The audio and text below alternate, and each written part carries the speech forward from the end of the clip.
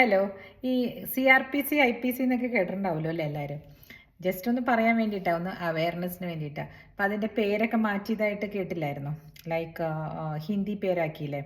IPC എന്നുള്ളത് ഇപ്പോൾ ഭാരതീയ ന്യായ സംഹിത എന്നും CRPC എന്നുള്ളത് ഭാരതീയ നാഗരിക് സുരക്ഷ സംഹിത എന്നുമാണ് അറിയപ്പെടുന്നത്. ഇത് പറഞ്ഞ് പഠിച്ച് വരാൻ ഇത്തിരി സമയമെടുക്കും. ഞങ്ങളൊക്കെ കോളേജിൽ പഠിച്ചപ്പോൾ IPC CRPC എന്നല്ലേ പഠിച്ചിരിക്കുന്നത്.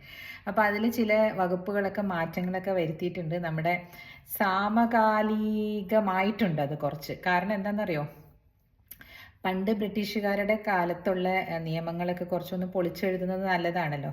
ഇനി ഒരെണ്ണം കൂടെ മാറിയിട്ടുണ്ട് കേട്ടോ, എവിഡൻസ് ആക്ട് എന്ന് പറയും. അതും മാറിയിട്ടുണ്ട്. അതിൻ്റെ പേര് ഇതുപോലെ ഒരെണ്ണമാണ്. എന്താണ് അത്? ഭാരതീയ സുരക്ഷ. അയ്യോ, എനിക്കറിഞ്ഞൂടാ. എനിക്ക് ഹിന്ദിയിലേക്ക് സംസ്കൃതത്തിലേക്ക് മാറ്റിയേക്കണ കാരണം വക്കീലന്മാർക്ക് ഇച്ചിരി പ്രയാസമായിരിക്കും. അതുകൊണ്ട് എല്ലാവരും ഇപ്പോൾ BNS അങ്ങനെയാണ് പറയണത്.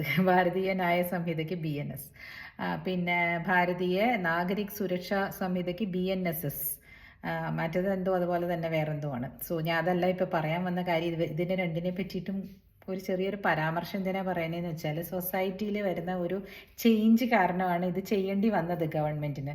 അപ്പോൾ എല്ലാം തെറ്റാണെന്നൊന്നും നമുക്ക് പറയാൻ പറ്റില്ലല്ലോ. മീൻസ് ലൈക്ക് സൊസൈറ്റി നടക്കുന്നതെല്ലാം തെറ്റാണെന്ന് നമ്മൾ ചൂണ്ടിക്കാണിക്കുന്നുണ്ടെങ്കിലും ചിലതൊക്കെ നിയമവുമായിട്ട് കൂട്ടിയിണക്കാൻ പറ്റാത്തത് കൊണ്ട് പോലീസുകാർ ഇങ്ങനെ അയ്യോ അതിനുള്ള വകുപ്പില്ല എന്ന് പറയാറുണ്ട്. ഇപ്പോൾ ഈ ലിവിങ് ടുഗെദറിൻ്റെ കാലഘട്ടമല്ലേ. ലിവിങ് ടുഗെദറും അതൊക്കെ ഞങ്ങളുടെ ഓൺ ഇഷ്ടമാണ്. എന്താ ഈ പറയണേ, ഞങ്ങൾ പല കാര്യങ്ങളും ചെയ്തെന്നിരിക്കുന്നു. മക്കൾ ഇങ്ങോട്ട് കയറി പറയാൻ തുടങ്ങും. ഒരു 10-25 വയസ്സുള്ള മോനോ മോളോ ഏതെങ്കിലും ഒരു പട്ടണത്തിൽ പോയി ജീവിക്കുകയാണ്. നമുക്കറിയില്ല, അവർ വീടൊക്കെ എടുത്ത് കാത്ത് കഴിയാണ്. നമ്മൾ പോയി നോക്കാൻ പോകുമ്പോൾ ചിലപ്പം ഗേൾസ് ആയിരിക്കും അവിടെ ഉള്ളത്. പക്ഷേ ആക്ച്വലി ലിവിങ് ടുഗെദറാണ് പുതിയ ഫാഷൻ. അപ്പോൾ ആ ലിവിങ് ടുഗെദർ പാർട്ട്ണർ കുറേ ആദ്യമൊക്കെ ഭയങ്കര ഇഷ്ടത്തിലായിരിക്കും. കുറച്ച് കഴിയുമ്പോൾ എനിക്ക് നിന്നെ ശരിയാകുന്നില്ല, അതുകൊണ്ട് നമുക്ക് കല്യാണമൊന്നും കഴിക്കാൻ പറ്റില്ല. ഇവരെന്തായിരുന്നു ഇവരുടെ അഗ്രിമെൻ്റ് എന്ന് വെച്ചാൽ, വിവാഹം കഴിക്കാൻ കുറച്ച് കഴിഞ്ഞിട്ട് പക്ഷെ ഒരു 2 വർഷം എനിക്ക് അറിയണം നിന്നെ എന്ന് പറഞ്ഞ് ഇയാളും ഈ പെൺകുട്ടിയും കൂടെ താമസം തുടങ്ങി കഴിയുമ്പോൾ 2 വിധത്തിലുണ്ട് കേട്ടോ. ഞാൻ പറയാം. ആദ്യം തന്നെ ഞാൻ പുരുഷൻ്റെ പണി പറയട്ടെ. പുരുഷന്മാർ ചെയ്യുന്നത് അല്ലെങ്കിൽ ബോയ്സ് ചെയ്യുന്ന പണി ഞാൻ പറയട്ടെ. അവർ വന്നിട്ട് ഇതുപോലെ കൂടെ നിന്ന് ചിലപ്പോൾ പെട്ടെന്ന് പുള്ളിയുടെ സാമ്പത്തികം തകരാറിലായി പോയോ അല്ലെങ്കിൽ പുള്ളിക്ക് ജോലി ഇല്ലാതായി പോവോ ഒക്കെ ചെയ്യുന്ന അവസരങ്ങൾ വരുമ്പോൾ പെൺകുട്ടിയുടെ കൂടെ നിന്ന് കല്യാണം കഴിക്കാൻ പോകുന്നവരല്ലേ എന്ന് പറഞ്ഞാൽ അടുത്ത ജോലിയൊക്കെ കണ്ടുപിടിച്ച് ബൈ ചാൻസ് അദ്ദേഹത്തിന് വേറെ ഒരു സ്ഥലത്തേക്ക് കിട്ടുകയാണ്. അല്ലെങ്കിൽ ചിലപ്പം ഇവർക്കൊക്കെ ഓൺസൈറ്റൊക്കെ ഉണ്ടല്ലോ, ജർമ്മനി അങ്ങനെയൊക്കെ കിട്ടുകയാണെന്ന് വിചാരിക്കും വേറെ ജോലിയിൽ. ബാഗ് എടുത്ത് പതുക്കെ അങ്ങ് സ്കൂട്ടാകുകയാണ് ആൾക്കാർ. അങ്ങനെ ഒരു സംഭവം ഉണ്ടായിട്ടുണ്ട്. പിന്നെ തിരിച്ചു വരില്ല. പിന്നെ ഫോണല്ലേ മാർഗമുള്ളൂ. ആ കമ്പനിയിൽ വിളിക്കാൻ പറ്റത്തില്ല, ഒക്കെ വർക്ക് ഫ്രം ഹോം ആണെന്ന് പറയും. കാരണം ബോർഡ് നമ്പറിൽ, പണ്ടൊക്കെ ആണെങ്കിൽ ബോർഡ് നമ്പറിൽ വിളിച്ചിട്ട് കണക്ട് ചെയ്യൂ എന്ന് പറയാം. ഇതങ്ങനെയല്ല, വർക്ക് ഫ്രം ഹോം ആണെന്ന് പറയും. എവിടെ? ജർമ്മനിയിലൊക്കെ. അപ്പോൾ വർക്ക് ഫ്രം ഹോം ചെയ്യുന്ന ആളെ എവിടെ പോയി തപ്പാനാണ്? അങ്ങനെ ഇവർ തമ്മിൽ കോണ്ടാക്റ്റ് ഇല്ലാതെ ആകും. ഈ പെൺകുട്ടി ഇവിടെ വിഷമിക്കുകയും ചെയ്യുന്ന അവസ്ഥകളൊക്കെ വന്നിട്ടുണ്ട്. അതിന് ഒരു ഹെൽപ്പാകും ഇപ്പോഴത്തെ ഈ പുതിയ നിയമം വന്നിരിക്കുന്നത്. അതിലെന്താ പറഞ്ഞിരിക്കുന്നതെന്ന് വെച്ചാൽ, ഇങ്ങനെ തേച്ചിട്ട് പോകാന്നുള്ള ഈ ലോക്കൽ പേരാണല്ലോ. അതായത് കല്യാണം കഴിക്കാന്നുള്ള വാഗ്ദാനം കൊടുത്തിട്ട് കൂടെ താമസിച്ച് പിന്നെ കാണാതെ ആയിട്ട് പിന്നെ എന്ത് ചെയ്യാൻ പറ്റും എന്നുള്ള ചോദ്യത്തിനുള്ള ഉത്തരമാണ് ഈ ഭാരതീയ ന്യായ സംഹിതയിലുള്ള സെക്ഷൻ 69. അതിനകത്ത് പറയുന്നത് എന്താണെന്ന് വെച്ചാൽ, ഒരു പുരുഷൻ ഇതുപോലെ വാഗ്ദാനം കൊടുത്ത് പോയിട്ടുണ്ടെങ്കിൽ അദ്ദേഹത്തിനെ ജയിലിൽ അടയ്ക്കാം 10 വർഷത്തേക്ക്, കൂടാതെ ഫൈനും വരും.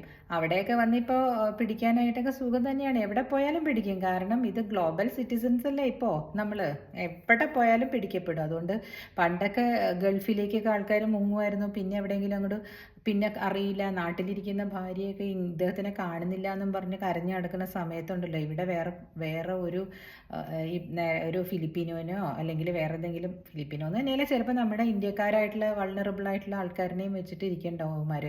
സോ ഇതിനൊക്കെ ഉള്ളൊരു പരിഹാരം. അപ്പം വിവാഹം കഴിച്ചവർക്ക് തന്നെ കണ്ടുപിടിക്കാൻ പറ്റുന്നില്ലല്ലോ ആ സമയത്തൊക്കെ.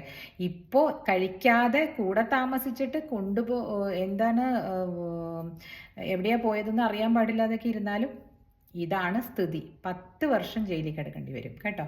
അപ്പോൾ ഇതിനകത്ത് എന്തോ ഒരു റീല് നടക്കുന്നുണ്ടായിരുന്നു. ഒരു റീലിങ്ങനെ വരുമല്ലോ ഇൻസ്റ്റഗ്രാമിലൊക്കെ. അതിലൊരു ആള് പറയാണ്, സൂക്ഷിച്ചോളൂ, 2 ഗേൾ ഫ്രണ്ട്സിനെ വെച്ചിട്ടുണ്ടെങ്കിൽ നിങ്ങൾക്ക് ഇത് കിട്ടും, ശിക്ഷ കിട്ടും എന്ന് പറഞ്ഞു.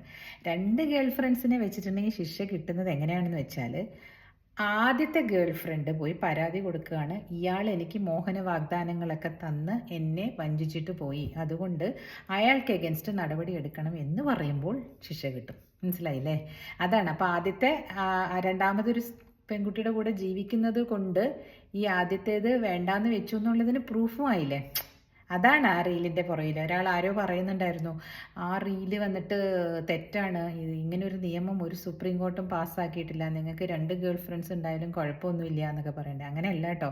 2 ഗേൾ ഫ്രണ്ട്സ് ഉണ്ടെന്ന് പറയുമ്പോൾ ആ ഒരു ഗേൾ ഫ്രണ്ട്, ആദ്യത്തെ ഗേൾ ഫ്രണ്ടിന് പോയിട്ട് കേസ് കൊടുക്കാൻ ഇനിയും എളുപ്പമായില്ലേ, പ്രൂഫായില്ലേ? അതായത് ആ പെൺകുട്ടീനെ വിട്ടു, വഞ്ചിച്ചു എന്നുള്ളതിന് പ്രൂഫായില്ലേ? അങ്ങനെയും ചിന്തിക്കണം അല്ലേ? പിന്നെ ഈ ആൺകുട്ടികളെ ഇതുപോലെയുള്ള കാഷ്വൽ റിലേഷൻഷിപ്പിലൊക്കെ ചെന്ന് പെടുന്നത് ഒന്ന് കുറയും. ഇവിടെ കുറേ ആൺകുട്ടികളുടെ അമ്മമാർ കേൾക്കുന്നില്ലേ, നിങ്ങൾ എന്ത് പറയുന്നു? ശരിയല്ലേ? ഇങ്ങനെയുള്ള നിയമങ്ങൾ വരുമ്പോൾ ആൺകുട്ടികൾ അതിൽ ചെന്ന് പെടാതിരിക്കൂലേ? അതൊരു ഡിറ്ററൻറ്റ് ഇഫക്റ്റ് ഉണ്ടാക്കൂലേ? എന്തിനാ എല്ലാവരും കിടന്ന് ബഹളം ഉണ്ടാക്കണമെന്ന് എനിക്കറിയില്ല. എല്ലാവരും ചോദിക്കുകയാണെ, ആ പെൺകുട്ടിനെ ജയിലിലിടാത്ത എന്താ ആൺകുട്ടികളെ വിട്ടിട്ട് പോകുമ്പോൾ എന്ന്. പെൺകുട്ടിക്ക് എഗൻസ്റ്റ് ആയിട്ട് ചീറ്റിങ്ങിന് കേസ് കൊടുത്തോളൂ. ചീറ്റിംഗ് ഉണ്ടല്ലോ, എന്നെ പറ്റിച്ചിട്ട് പോയി, ഇത്ര പൈസ എടുത്തിട്ട് പോയിന്നോ, അങ്ങനെ എന്തെങ്കിലും. അവർക്കൊക്കെ ഇഷ്ടംപോലെ ബാങ്ക് ട്രാൻസാക്ഷൻസ് ഉണ്ടാവൂലേ? പെൺകുട്ടിയുടെ അക്കൗണ്ടിലേക്കൊക്കെ നിങ്ങൾ അയച്ചു കൊടുത്തതിൻ്റെ രസീതുമൊക്കെ എടുത്തിട്ട് കേസ് കൊടുക്കാം.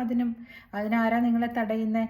ഈ വകുപ്പ് ആൺകുട്ടികൾക്ക് മാത്രം ആപ്ലിക്കബിൾ ആകുന്നത് ഇങ്ങനെ വാഗ്ദാനം കൊടുത്തിട്ട് പറ്റിച്ചു എന്ന് പറഞ്ഞിട്ടാണ്. ആൺകുട്ടികൾ ചോദിക്കുന്നത്, അപ്പം ഞങ്ങൾക്ക് വാഗ്ദാനം തന്ന് ഞങ്ങളെ പറ്റിക്കുന്നതിൽ ഞങ്ങൾക്ക് എന്ത് ചെയ്യാൻ പറ്റുമെന്ന്.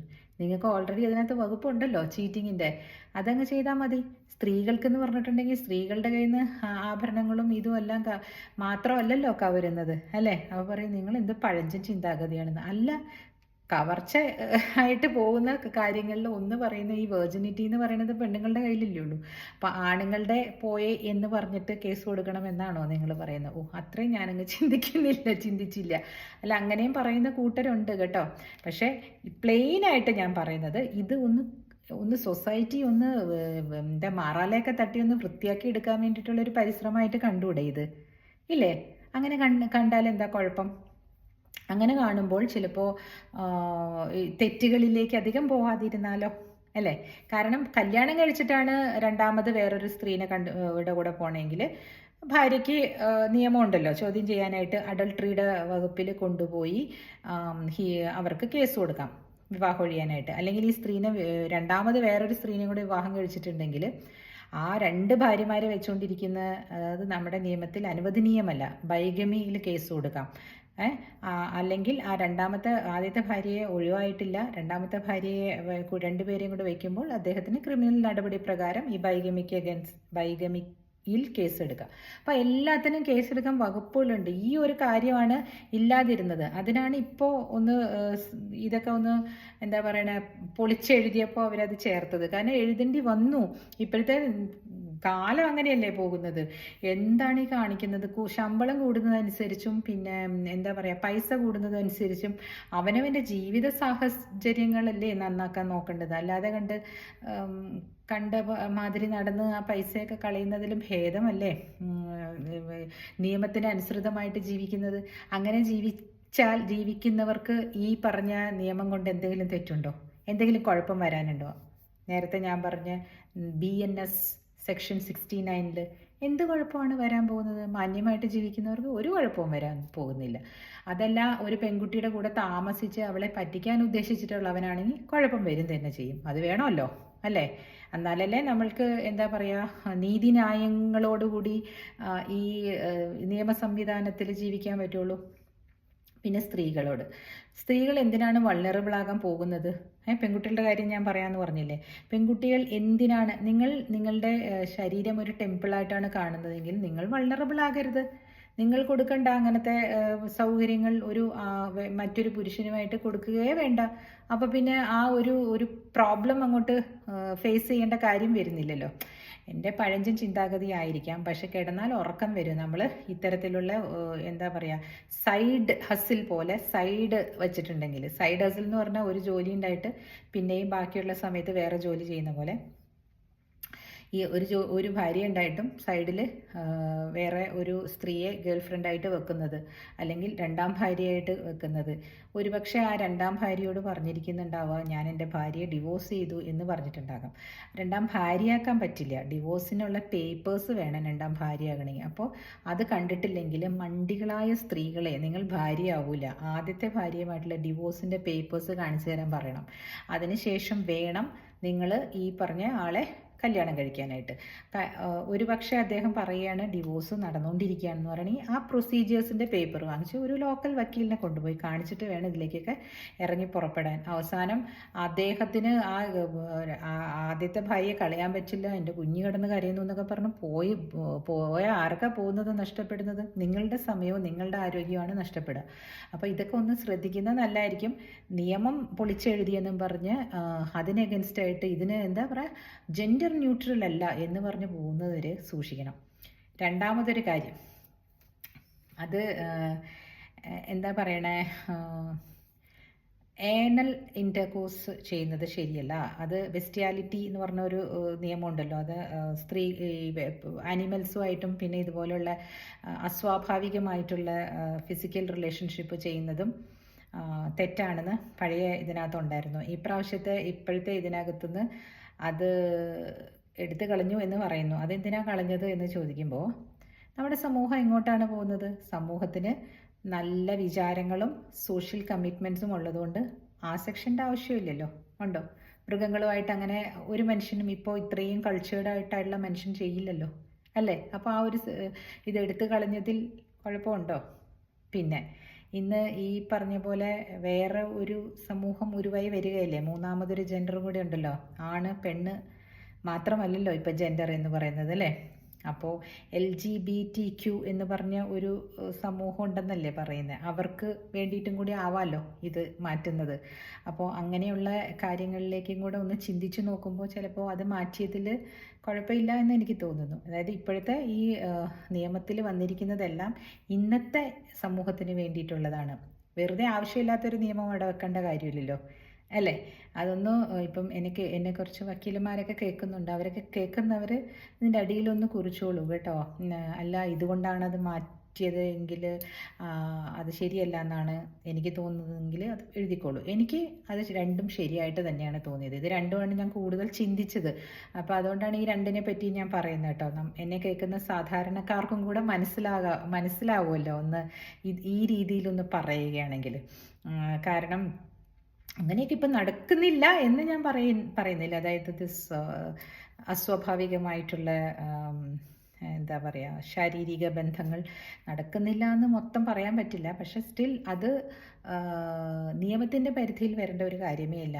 ബെസ്റ്റിയാലിറ്റി എന്നാണ് അതിനെ പറഞ്ഞുകൊണ്ടിരുന്നത്. അതായത് മൃഗങ്ങളുമായിട്ടുള്ള ഫിസിക്കൽ റിലേഷൻഷിപ്പ് ആരെങ്കിലും ചെയ്യുമോ അങ്ങനെ? ഇന്ന് ഒരുപാട് എന്താ പറയുക, അറിവുകളുള്ള മനുഷ്യനല്ലേ, അവനവൻ്റെ ശരീരം കാത്തു സൂക്ഷിക്കാൻ വേണ്ടിയിട്ട് എത്ര പാടുപെടുന്നു. അപ്പോൾ അതിൻ്റെ ഒരു ഭാഗമായിട്ടാണെങ്കിൽ പോലും ഇവരിങ്ങനെ ചെയ്യുമോ? അതും ചെയ്യില്ല എന്ന് തന്നെയാണ് എൻ്റെ വിശ്വാസം. ബിക്കോസ് നമ്മൾ സംസ്കാരമുള്ളവരാണ്. എന്താ പറയുക, അസാൻമാർഗികങ്ങൾ അധികം ചെയ്യാത്ത ആൾക്കാരാണ്. ഈ പറഞ്ഞ അസാൻമാർഗികതയിലൂടെ പോകത്തില്ല. ഈ പറഞ്ഞത് കേട്ടോ, ഈ ബെസ്റ്റിയാലിറ്റി എന്ന് പറഞ്ഞതിലൂടെ പോകുന്ന എനിക്ക് തോന്നുന്നില്ല. ഒരു മതത്തിൽ വിശ്വസിക്കുന്ന ആളുകൾക്കും അത് ചെയ്യാൻ പറ്റുന്ന കാര്യങ്ങളല്ല. ഏത് മതത്തിൽ വിശ്വസിക്കുന്നവരും ചെയ്യുന്ന കാര്യങ്ങളല്ല, അല്ലേ? 3 മതങ്ങളാണ് നമ്മൾ കൂടുതലും പറയുന്നത്. ആ 3 മതത്തിൽപ്പെട്ടവരാരും ഇങ്ങനെയുള്ള വേണ്ടാതിനത്തിന് പോകുന്ന എനിക്ക് തോന്നുന്നില്ല. പിന്നെ അപ്പോൾ ഈ 2 എന്താണ് അതിന് കുഴപ്പമുള്ളത്, അല്ലേ? വലിയ കുഴപ്പങ്ങളൊന്നും ഇല്ലല്ലോ. പിന്നെ ഈ ഭർത്താവ് ഉള്ള സ്ത്രീകൾ വേറെ പുരുഷൻ്റെ കൂടെ പോയിട്ടുണ്ടെങ്കിൽ ആ പുരുഷനെ എന്താ പറയുക, അറസ്റ്റ് ചെയ്യാൻ പറ്റത്തില്ല എന്നൊരു നിയമമുണ്ട്. അതിപ്പോഴും അങ്ങനെ തന്നെയാണ് കേട്ടോ. രണ്ടാമത് വന്നത് അങ്ങനെയാണ്. പക്ഷേ ആ ഹസ്ബൻഡിന് ഈ സ്ത്രീയെ ഉപേക്ഷിക്കാം. ഡിവോഴ്സ് ആക്ട് പ്രകാരം ഇപ്പോഴും അതിനകത്ത് ഈ പറഞ്ഞ ഇതിൻ്റെ പേര് അഡൾട്ടറി എന്നാണ്. പരപുരുഷനെ അല്ലെങ്കിൽ പരസ്ത്രീയെ പ്രാപിക്കുന്ന ഹസ്ബൻഡിനോ വൈഫിൻ്റെയോ മേളിൽ ചാർത്തപ്പെടുന്ന ഒരു ഇതാണ് അഡൾട്ടറി. കമ്മിറ്റ് ചെയ്തിട്ടുള്ള ഒരു റോങ് ആണ് അഡൾട്ടറി. അത് വന്നിട്ട് രണ്ട് പേര് തമ്മിൽ ഉള്ള ഒരു ജീവിതത്തിൻ്റെ ഉള്ളിലാണ് അത് റോങ് ആകുന്നത്. മനസ്സിലായില്ലേ? ഹസ്ബൻഡിനും വൈഫിന് ഹസ്ബൻഡിനോടുമുള്ള ഒരു കോൺട്രാക്റ്റ്, അതായത് ഒരു വിശ്വാസമാണ് അവിടെ ബ്രേക്ക് ചെയ്യപ്പെടുന്നത്. അപ്പോൾ അത് ബ്രേക്ക് ചെയ്യപ്പെടുന്നത് കൊണ്ട് എന്ത് ചെയ്യാൻ പറ്റും? കേസ് കൊടുക്കാൻ പറ്റും. ഡിവോഴ്സ് കേസ്, എനിക്ക് എൻ്റെ ഭാര്യ ഇങ്ങനെ ചെയ്തു എന്ന് പറഞ്ഞിട്ട് പ്രൂഫ് നിരത്തി കേസ് കൊടുക്കാൻ പറ്റും. അതേപോലെ ഭാര്യയ്ക്കും ചെയ്യാൻ പറ്റും. അപ്പോൾ ഇതൊന്നും മാറ്റമൊന്നും സംഭവിച്ചിട്ടില്ല. ഇതൊക്കെ നിയമങ്ങൾ എന്തിനാണെന്ന് ചോദിച്ചാൽ സൊസൈറ്റി നല്ലോണം നടത്താൻ വേണ്ടിയിട്ടാണല്ലോ നിയമം ഉണ്ടാക്കുന്നത്. നിയമനിർമ്മാണം, അഴിച്ചുപണി, ഇതെല്ലാം നമ്മുടെ ഭരണഘടന അനുവദിക്കുന്നതുമാണ്, അല്ലേ? അപ്പോൾ ഇതൊരു ചെറിയ ഒരു തോട്ട് ഞാൻ പറയണമെന്ന് വിചാരിച്ചു. അതുകൊണ്ടാണ് വന്ന് പറഞ്ഞത്. കേൾക്കുക, സബ്സ്ക്രൈബ് ചെയ്യുക. Okay, thank you.